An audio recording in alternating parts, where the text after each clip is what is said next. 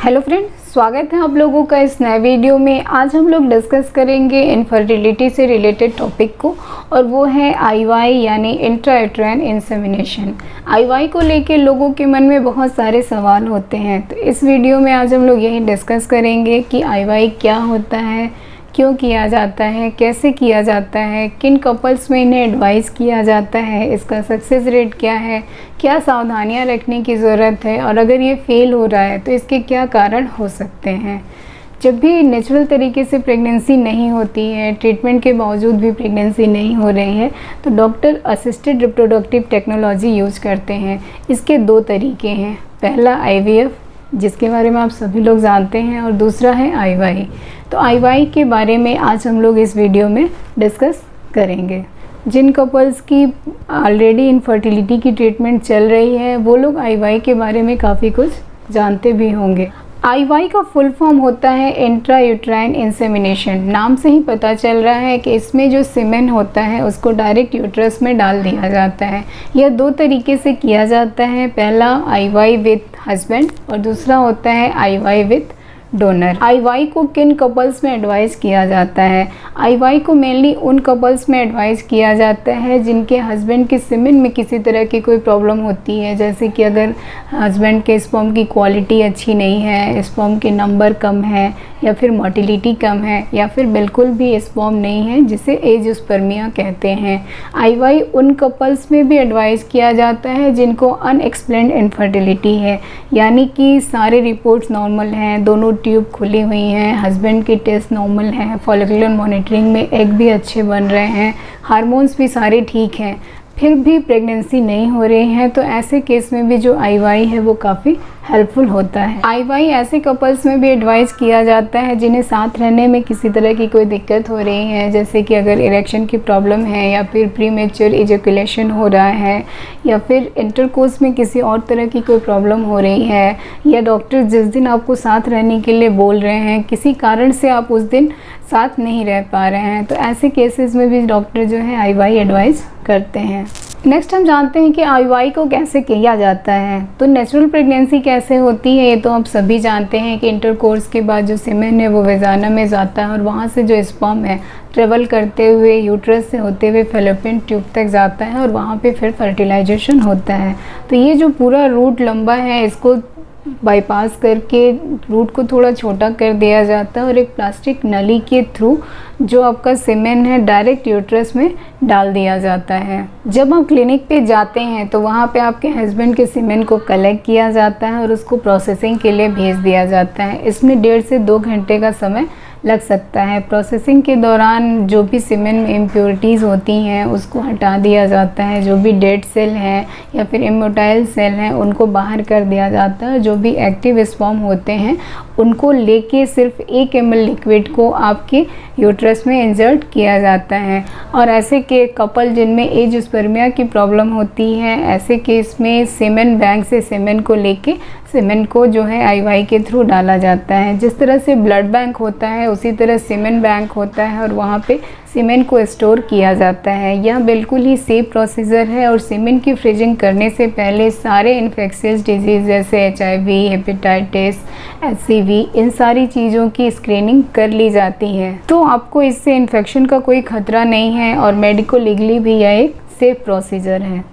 आईवाई को करने से पहले डॉक्टर क्या चेक करते हैं और इसको कब किया जाता है? तो आईवाई करने से पहले डॉक्टर ये एश्योर करते हैं कि आपके सारे हार्मोनल टेस्ट नॉर्मल हैं, आपकी जो दोनों तरफ की नलियां हैं वो खुली हुई हैं, यूट्राइन कैविटी आपकी अच्छी है, और जो आपका एग है वो प्रॉपर तरीके से बन रहा है। सीमेन टेस्ट में जो सीमेन का काउंट है वो 10 मिलियन या उससे ज़्यादा है, और जो मोटिलिटी है वो 50% से ज़्यादा होनी चाहिए। डॉक्टर आपको 2nd या 3rd डे क्लिनिक पे बुलाते हैं और आपका एक बेसलाइन स्कैन करते हैं, और ये चेक करते हैं कि किसी तरह का एंडोमेट्रियोमा, सिस्ट या फिर और भी किसी तरह की कोई प्रॉब्लम तो नहीं है। इसके बाद डॉक्टर आपका ओवुलेशन इंडक्शन करते हैं। ओवुलेशन इंडक्शन करने से आपकी जो एग की क्वालिटी है वो अच्छी होती है, और जो एग के नंबर हैं वो भी अच्छे बनते हैं। डॉक्टर आपको 2 से 3 बार क्लिनिक पे विज़िट के लिए बुला सकते हैं और चेक करते हैं कि एग का क्या साइज़ हो रहा है।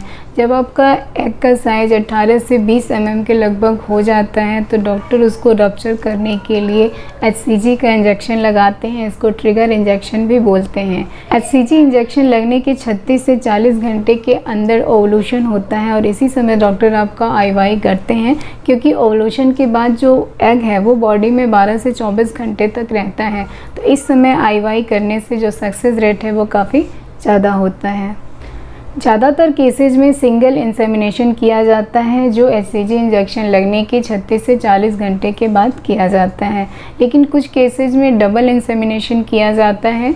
इसमें जो पहला इंसेमिनेशन होता है वो इंजेक्शन लगने के 24 से 30 घंटे के अंदर किया जाता है और जो दूसरा इंसेमिनेशन किया जाता है वो अल्ट्रासाउंड से ओवल्यूशन का पता लगा के और उसके बाद फिर किया जाता है। लगभग 48 से 50 घंटे के बाद किया जाता है। नेक्स्ट जो क्वेश्चन आता है कि क्या IUI पेनफुल होता है और इसके बाद क्या सावधानी रखने की ज़रूरत है। जो लोग HSG करा चुके हैं उनको थोड़ा IUI से डर लग सकता है, लेकिन IUI से डरने की ज़रूरत नहीं है। ये बहुत ही सिंपल सा OPD प्रोसीजर होता है और इसमें आपको एनेस्थेसिया की भी ज़रूरत नहीं पड़ती है। आपको किसी भी तरह से खाली पेट जाने की ज़रूरत नहीं है। पहले ही बात हुई है कि जब आप क्लिनिक पे जाते हैं, हस्बैंड के सीमेन को कलेक्ट करके प्रोसेसिंग के लिए भेज दिया जाता है और जब प्रोसेसिंग होके सीमेन आता है तो आपको एक पतली सी प्लास्टिक की नली होती है, उसके थ्रू सीमेन को यूट्रस में डाल दिया जाता है। सीमेन को यूट्रस में डाला जाता है तो उस समय आपको थोड़ी देर के लिए हल्का सा क्रैम्पिंग पेन हो सकता है।